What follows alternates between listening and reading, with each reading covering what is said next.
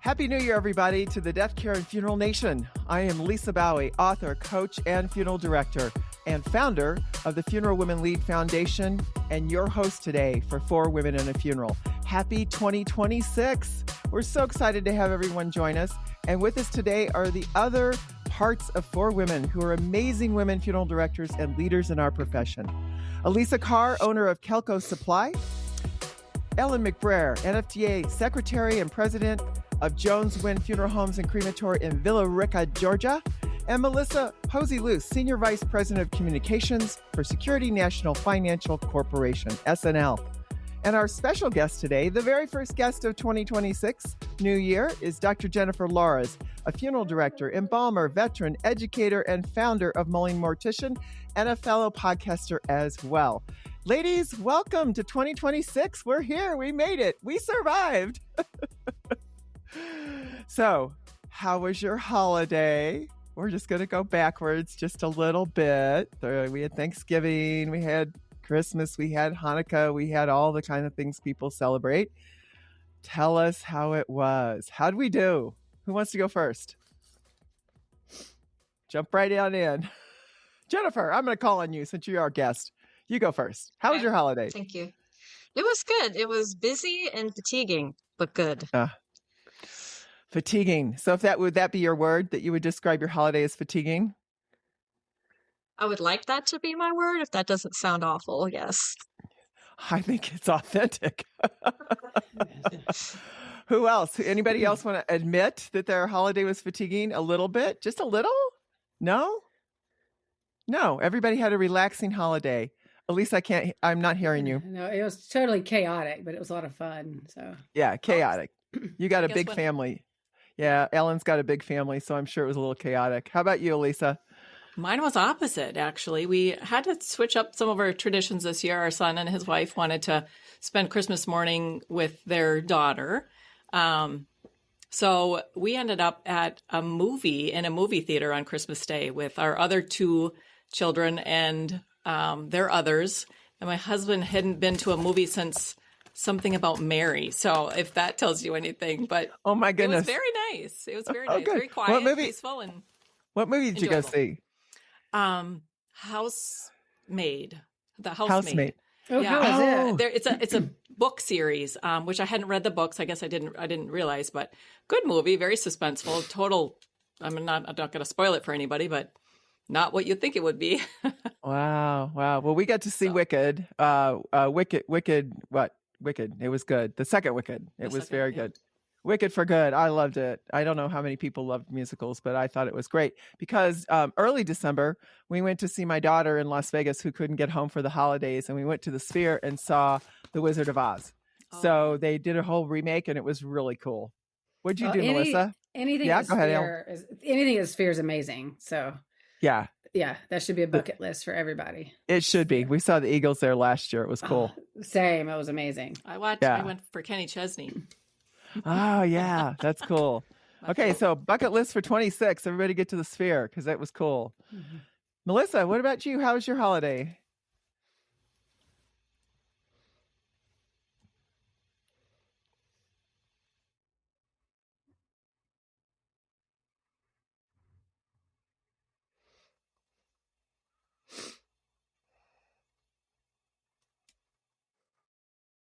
Oh.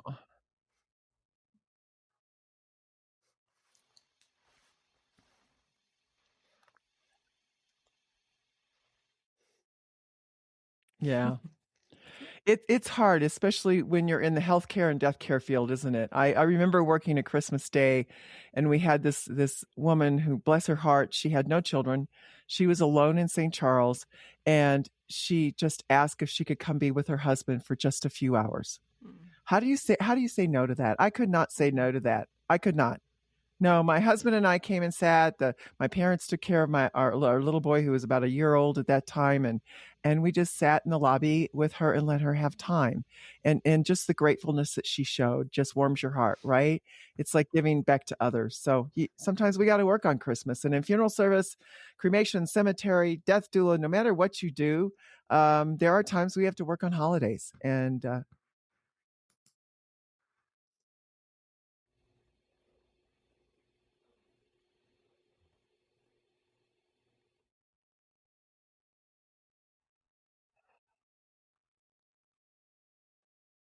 I agree. That's a really good thing to show gratefulness. I know, Ellen, you're running an active funeral home, and did you have any death calls around the holidays? They're so hard on families, aren't they?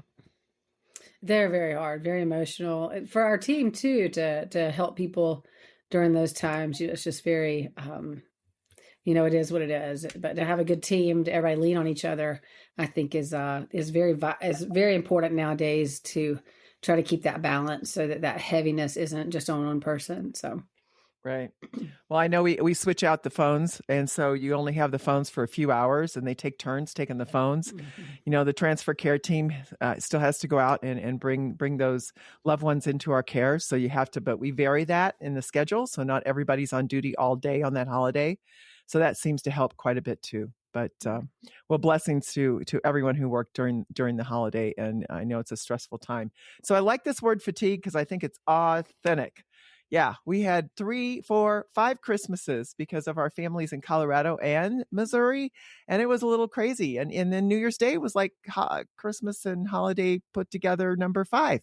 I love cooking. I don't know about y'all, but I love cooking. So that for me was my stress relief. Everybody says, "What can I do? What can I do?" I'm fine. Just leave me alone in the kitchen. I'm good. Right? Yeah. It's like that's right. That's right. I know. Except it's the cleanup I don't really care for. But, that's when you start rallying the troops to get in there and help you clean up the kitchen. All right. So 2026 is a new year. We have a chance to start anew. This will be our second year. We started about mid-year as a podcast group.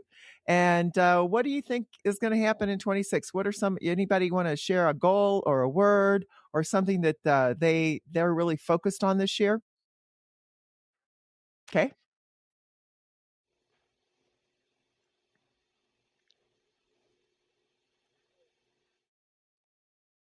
I love it.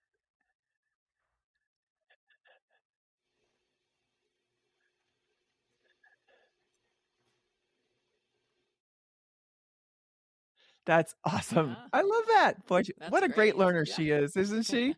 Okay, how do you follow that? Who wants to go next? I'm going to tell you I started my goal that we all set, the 4 of us set in our last, or there was 5, Kristen was there. I've started out the year trying to get my day set the first 10, 15 minutes when I come in, look at my calendar, understand what's there, so that when I approach each meeting, it's very intentional, and we're not wasting time. We're not my time or anybody else's time. So what do I want to accomplish, and what do I need to do to get through it? Love that.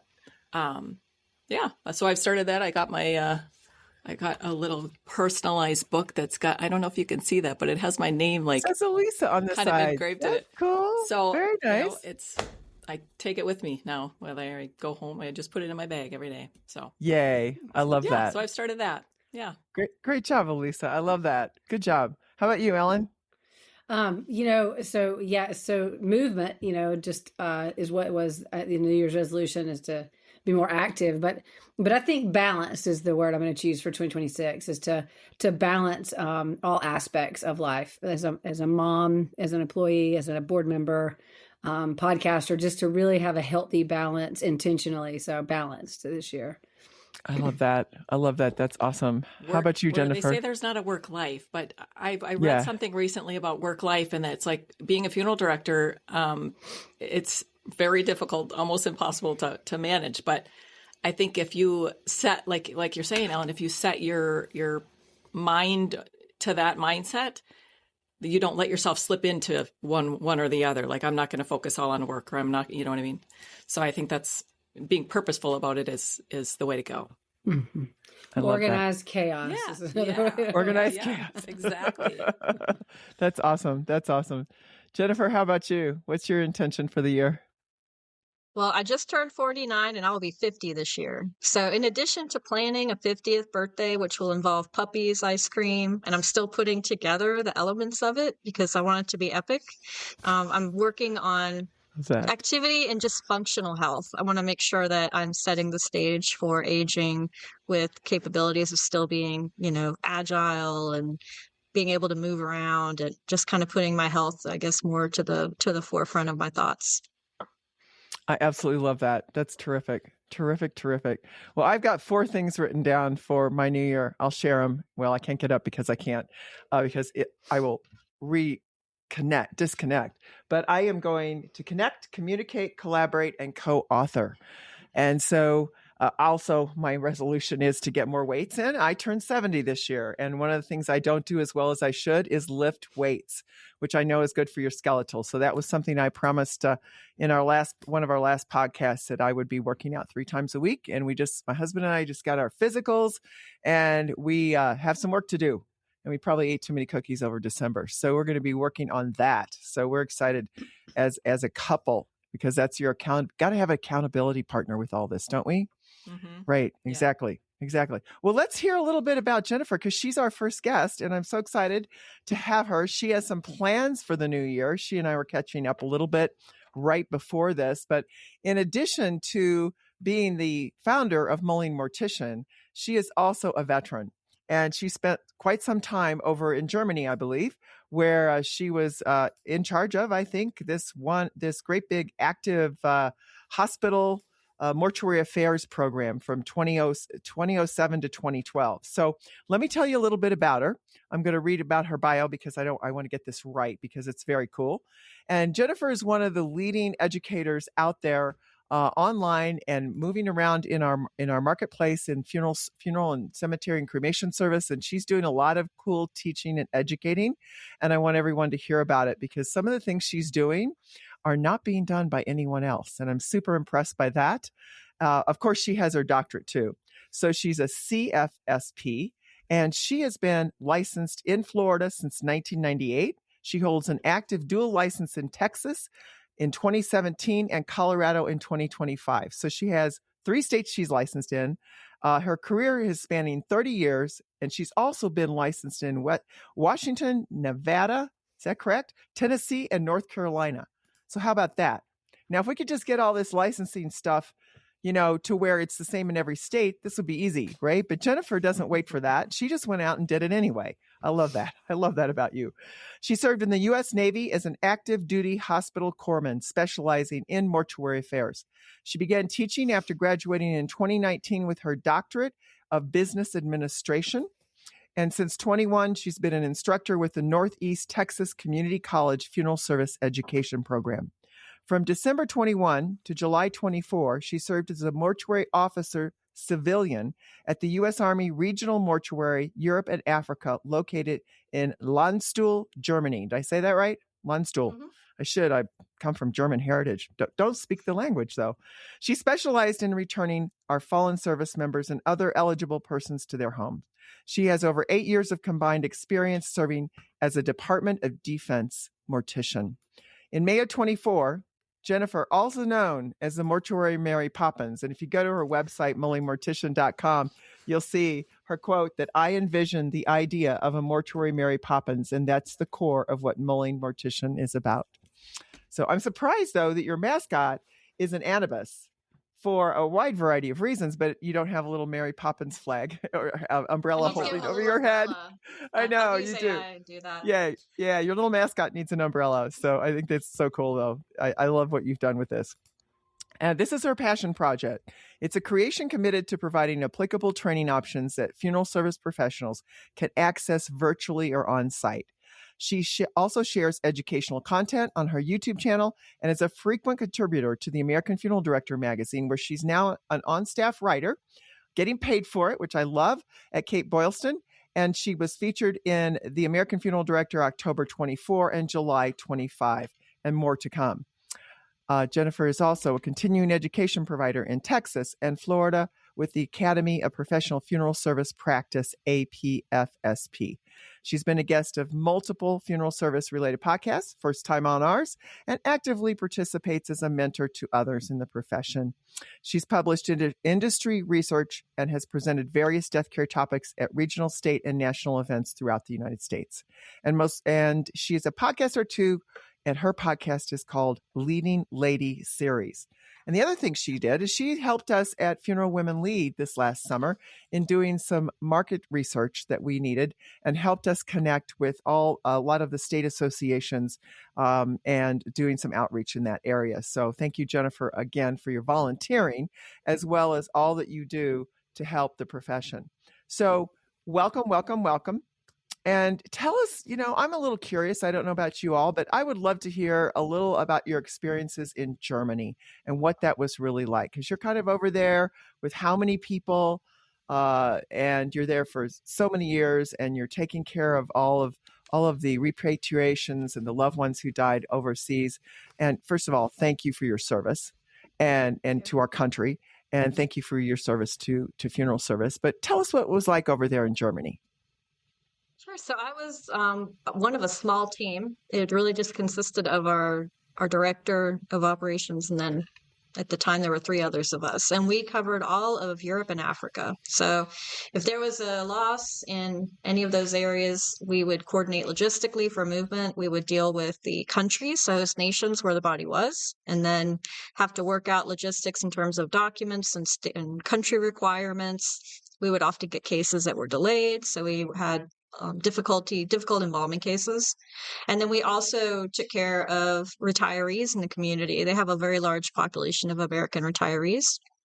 And so we would often get called upon to take care of them as well. So we weren't super busy in terms of volume, but the cases themselves were very complex. And it was interesting and challenging in that you had to figure out how to move someone and do it in an expeditious manner, but at the same time, check all of the boxes of requirements. So you do a lot of collaborating with persons all over Europe and Africa. And sometimes you'll get calls in a bizarre area and you've got to figure out, okay, what resources do I have in that area? Are there other branches that have a presence there? Because we were at an army mortuary.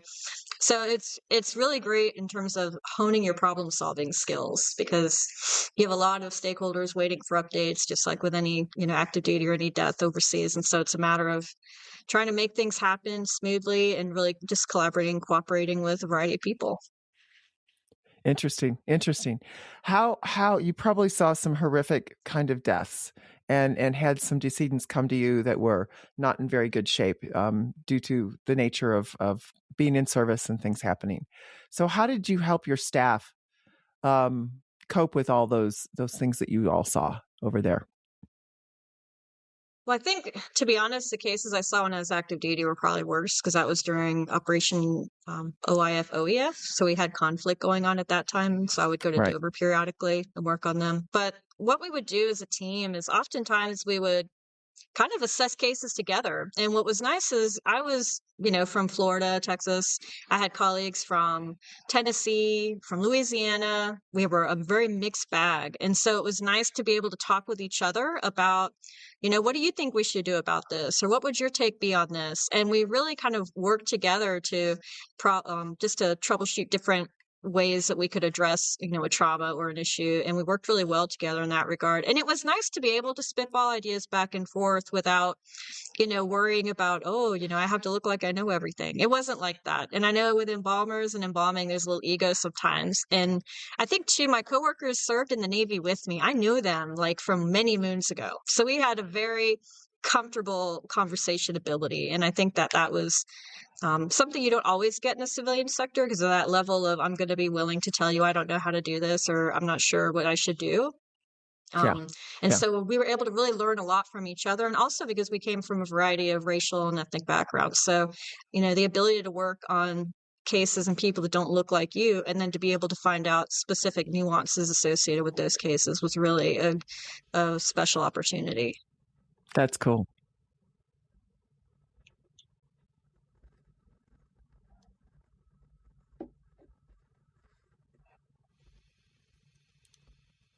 There's a lot of dates. That's okay. So when I was active duty for the Navy, I joined them at 30 years old, and I was already licensed in field directing and embalming. And the Navy is the only branch of service that has active duty licensed field director and embalmers. They usually have about 12 at a time, and they look for people that are already out in working in the civilian sector because the Navy doesn't teach you specifically the mortuary science element. And you go in and you're a hospital corpsman. So you learn to be a medic with the specialty of mortuary affairs. So it's kind of unique in that you have maybe an established career, or you kind of are already set, that you deal with mortuary affairs. But if you're assigned to a hospital, I was assigned to one in Italy, and it was a matter of, okay, well, if you don't have a death, you're working in records or you're doing patient administration things. So it was kind of different and admittedly weird at times because you felt a bit like an orphan because you weren't quite a hospital corpsman. You were the only mortician there. Nobody really understood what you did. But at the same time, with the Navy, it's just all rank and all of that is how they see you. So it was a really unique experience, but. Mm-hmm. How did you decide to go that route, or what drew you there? So it's kind of random. So there was a website back in the day, I think called Funeral Net. I don't know if you guys remember this. And they would post openings for jobs, and they would post that they were seeking something. Mm-hmm. And I was on that site to create a posting for where I worked at the time. And they were looking for another director where I worked. So I was going on there helping the boss to make an ad, whatever. And I saw the Navy recruiting ad, and I was like, ooh, what is this? Because I'd always wanted to further my education, and I'd always wanted to travel. And I was like, this could be the way to do those things. And it was actually. So you have to submit like a package. You have to go through a process to get selected. You don't just go and sign up at the recruiter office and magically go in there. They want to make sure you have some experience under your belt. And so I put a package in. I remember joking with my coworkers. I'm like, yeah, we'll see what happens. They're like, no, they'll probably take you. I was like, get out of here. And I was so ignorant about military because I had no family that had served previously. So I was emailing them the stupidest questions, like, do I have to shower with other people? Can I bring my cat to boot camp? Like, ridiculous, because I was that clueless. Did you have to shower with other people? We want to know. Yes, you did. I did. And all female though, right? All female. Yes, I had 7 minutes to get completely undressed, wash my body, dry off, and get completely dressed, shoes included. And it was in 7 minutes, and you better get it done. Wow. Yeah, right. And That's impressive.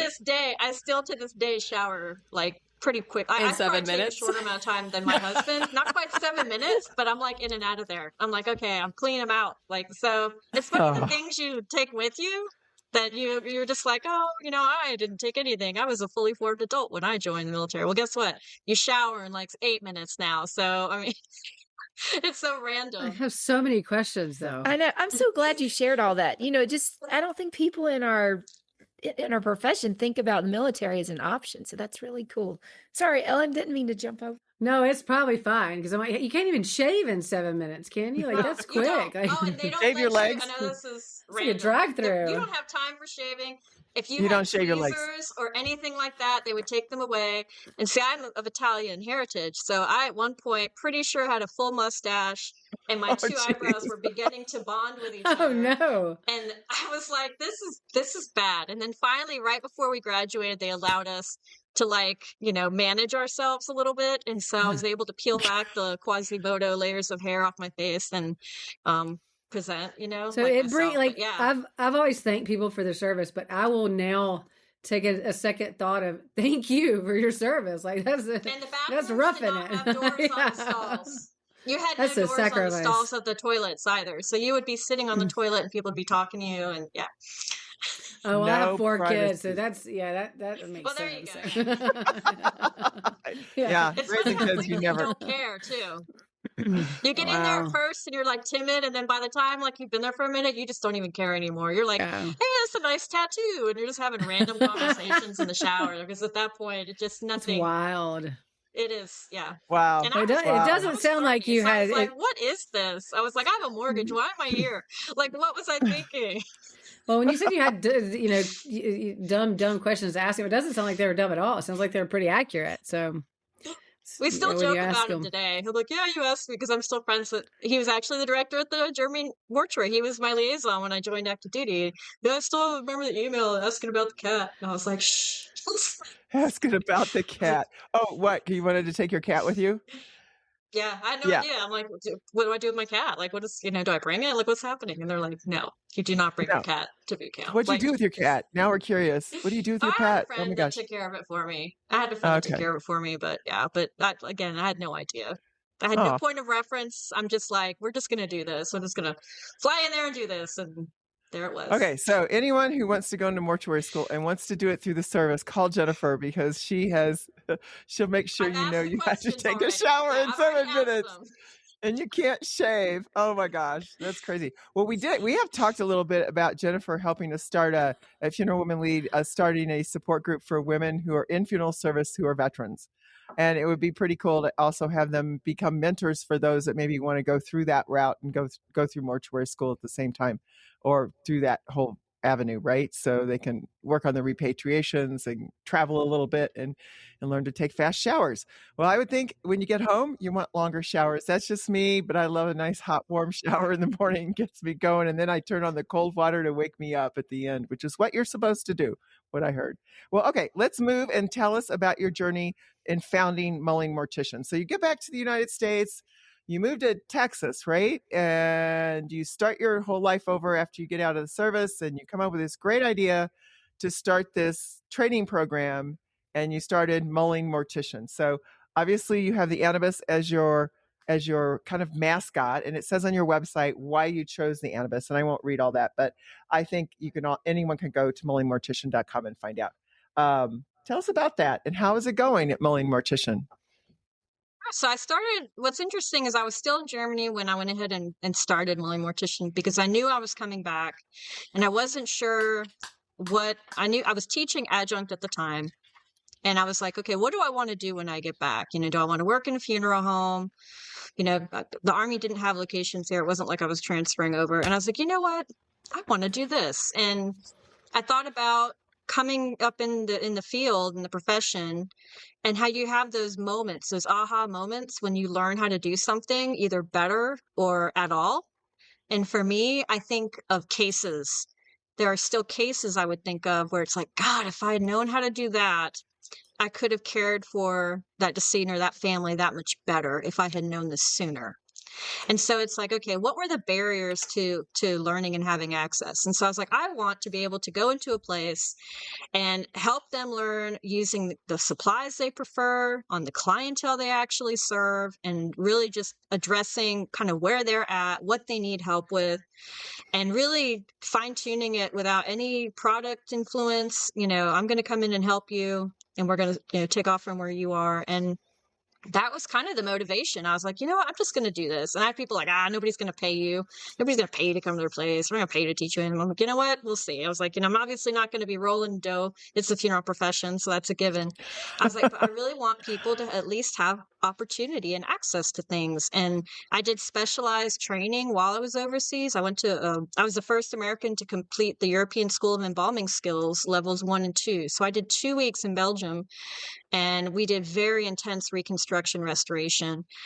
And again, it was one of those things where I'm like, if I'd have known how to do this or that. And then paired that with the experiences of difficult cases, because out in the profession, you may get a difficult case ever so often. That was my norm. So I was like, okay, I'm going to take these skills and these things back and not only help with the technical side of the house. I want to help with funeral directors and things, because I've also had experience now with dealing with families that are, different than me. And I was like, this could be beneficial. So I was like, what do I need to do to make this happen? So I started it in May. And then when I came back in July, the stars were aligned, and there was a teaching opportunity where I am full time, and it's remote. So I still get to stay where I'm at. So this is perfect. So I teach full time, which helps because I see eyes on the front lines of the field. I see the students and the new entrants. And it's kind of, I feel almost like a vampire in that I get energized by seeing their energy, and it helps keep you remembering what it was like when it was you and you were new, because I didn't have family in the profession, and I just was drawn to it. And I see a lot of students that are going on in a similar way, and it just keeps you aware and humbled in remembering that enthusiasm. And like, I work to preserve that and to keep them as excited and about it, and as just enthusiastic about their future. And so, we work on that with the school, but then I could take that educational acumen in terms of course development, things like that, and bring it over to MM, and I can design things that adult learners are capable of understanding, but also that's relevant to them. Because sometimes you see material and it's like, I'm sorry, cremation, like, can we change the record? Okay. I know cremation's a thing. How about we talk about something else? So I like to be able to say, hey, this is what I'm seeing. Let's talk about this over here, so that's kind of where I position myself. Hey, I loved the article that you recently wrote, and you did it speaking to your former self, like that new person coming in. That was just a great perspective. Really, Thank really. you. My What did intern you? series. Yeah. So, what have you learned from writing that?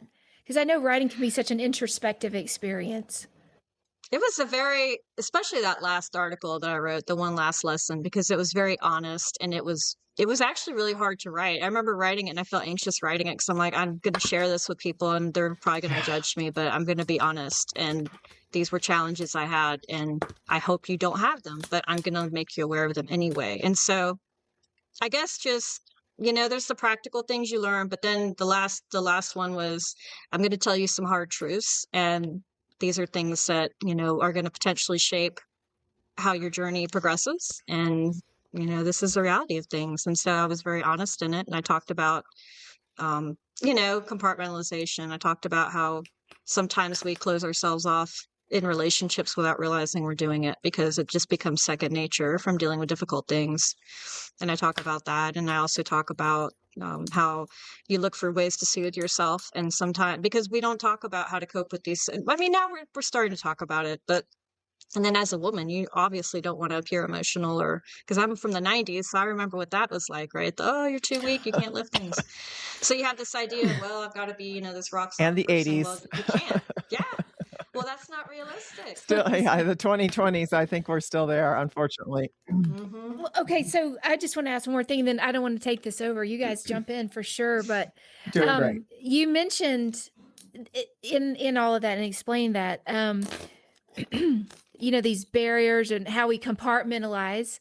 And I don't know if you're like me, but I feel like in our profession, we tend to do that a lot. We don't share as much as we should. And maybe that's because of our role as a leader to families in a lot of ways.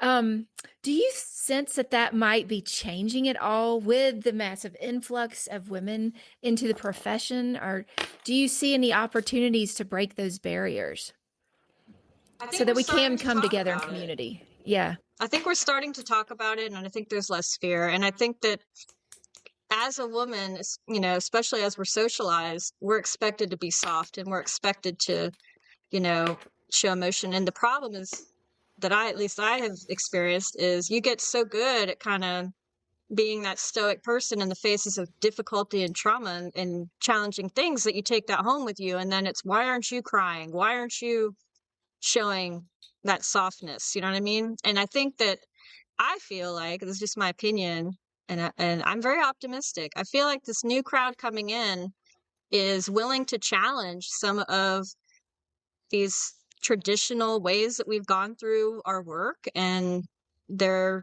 I think that they're willing to say, hey, you know what, this probably isn't the best way, or, you know what, this might not be the healthiest way. And there's peer support groups now, and we're talking about burnout, and it's like, it's okay now. And I feel like it took a minute to get there. And I'm excited in that this new group of people entering the field, I'm not going to say they're fearless people. They're just a little different, and I think in good ways that we can benefit from if we allow ourselves to. And I think therein lies the challenge too. I'm in this room with you all, and we came into the profession, and if you had a journey like mine, it was hard. It was hard to get a job, to be an intern. You're working twice as hard to prove yourself. It's exhausting, and it's like you don't realize, okay, it's safe. I can relax now. I can just be like, working at a normal capacity, or I don't have to prove anything. And you don't realize, and you just keep going like that. And I feel like you have to unlearn some things that you've learned to get to where you are, as weird and ironic as that sounds. And don't you think that it's at the right timing in funeral service? Because it feels like old school funeral service. It was hard, right? But what is going on today in funeral service, especially after COVID, with so many more added things. Like it's like funeral service has changed so much. There's more paperwork. There's faster communication. You know, the time frame is quicker. How you communicate with families is truly, you know, you get text all hours of the night, to where it used to be the first call in the middle of the night. Now it's a family wanting to know if their death certificates can be picked up in the next morning. And it's just like, because when a family gets hit by grief and they're worrying, they reach out to us. So it feels like the burnout rate is almost on a fast track. Or is that just our experience? You know, because it just maybe because we're so close to Atlanta with so many things moving so fast paced here, it might not be across the board, but it feels like also the burnout rate nowadays is faster due to how quick things happen in funeral service versus the simpler times with the flip phones. Well, we're accessible now. It's you know, we're trained to, when you hear that ping on your phone, or, you know, you're like Pavlov's dog, you've got to run and look at it. And, you know, one of the things I saw ASD just recently came out with that I thought was fantastic is you have the ability to text a family, but not from your phone. And it will show it like it's coming from the funeral home. And I was like, that is good, because as much as we have service hearts, right? So we want to be available all the time and we want to answer all the questions. But it's like, if we don't put some boundaries in place, if we don't outsource some of these questions that someone else can answer, and then you are going to get fried at a faster rate, because now you can be more accessible, and not just from the families, but within the workplace. I think, you know, oh, you know, you're constantly checking emails, right? Well, all day. And it's like, how much of my energy am I spending looking at email? Or you're in a meeting that could have been an email, right? It's like, so sometimes I think you're getting it from both sides potentially. And it's just a matter of saying, okay, we're here. Like, we need to kind of limit how available we are. And I think that's the way to kind of help sustain yourself. Boy, I don't and disagree your with that. team. Yeah, and coming in together in community like this, you know, like whether it's virtually, whether it's listening to a podcast, whether it's being in a group on Facebook or whatever, I think that's the way we're going to really support ourselves through it. So I'm really glad that the new crowd, as we call it, as you said, the new crowd, they seem to be more open to that and more open to sharing and learning from each other. So I love that. I love that too. Yeah, But if it is so and if- fast paced, I guess the 7-minute showers are working, right? You still got to use them. You still have to have them. Okay, one more little bit of conversation, and then we're going to let Jennifer tell us what she's up to for the next rest of the year. And then we've got a little announcement about some scholarships coming up for PWC in 2026 in May. So, Yay, but we that's got a great. deadline of February 5th. So those that are listening really need to get their resumes in and their applications. Jennifer, what is up with your future? You've got some cool things happening, something new and out there, and boy, probably never been done in funeral service. Tell us about that, because I want our listeners to hear about it. Okay, I'm super stoked about this. I have been working on this for a minute, and basically I'm going to be hosting on-site workshops where we will practice bone reconstruction and soft tissue restoration without a cadaver. So I'm able to provide a material that's going to be similar in density, and it's going to look just like a calvarium or just like a mandible. And we're going to, in real time, do reconstructive work on that. And then same with soft tissue restoration. So I've been working on finding the right materials that mimic it as closely as possible. And so I think I've got the right batch of things. And so this year I'm going to be launching that and see how that goes. Another thing I've been working on diligently is capturing research and information. And it started with the book by Williams and Dempsey called What Works for Women at Work. And it's not profession specific, but what it does is it examines how women work together and common patterns and models that present themselves and how to combat them. And I also took additional research, Likeable Badass, a few other books. A lot of the books will talk about what a woman needs to do, and some challenge the organization. And what I wanted to do was capture data on both of those things. And so I put that together and it can be presented. And it's basically an exploration of how to notice some of our knee-jerk reactions that we have as a result of socialization and being raised on Disney and competition, and how to take a moment, step back from that. If you're a leader, how to recognize that within your team, and just kind of how to combat that and be self-aware. And so I've taken a lot of that information and packaged it where I could present that to groups, and it's been fascinating. This is really exciting. So I wanted us to get that in because it's not, I don't know if it's ready to go out in the market, but we have to have you back on and talk more about the research you did and the program you're doing about women in the workplace, because it's so needed. And perhaps we'll get you on a webinar and we can do a little bit more with that, because this is pretty exciting. Jennifer, thank you for being with us today. We're so excited about your future and everything you're doing for funeral service and women in the workplace. So this is very cool. Speaking of women in the workplace, we have to put a plug in for NFDA's Professional Women's Conference coming up May 6th through 9th in St. Petersburg, Florida. It's going to be a fantastic event, and there are scholarships. And for those of you that aren't aware, please go to the funeralservicefoundation.org and go to their scholarship section, and that's where the application is sitting. And you can fill it out and do a little quick video and send it in.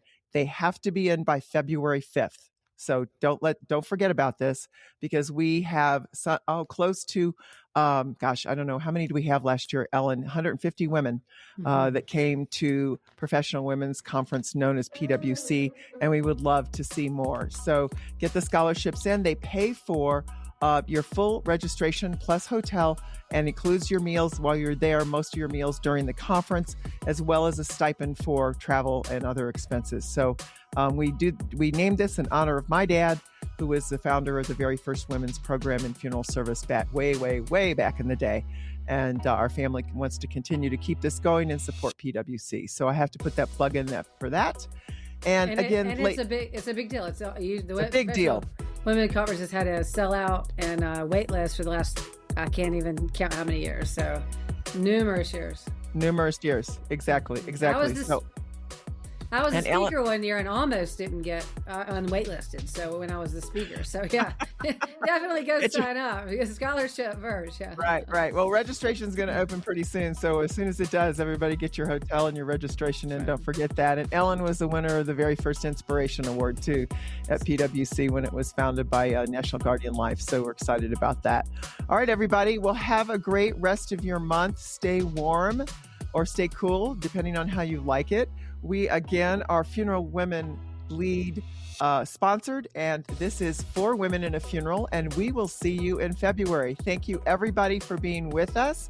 Dr. Jennifer, Elisa, Melissa, and Ellen, we're going to sign off for now, but we'll see you and hear you and hopefully talk to you soon. Stay in touch and let us know what you think about our podcast. Go up there and give us good ratings, because we're going to beat the guys this year. All right. Yay. Happy 2026, everyone. Bye. Bye. Thank you, Jennifer. Thank you. For Women and a Funeral is a Crabshell Media podcast.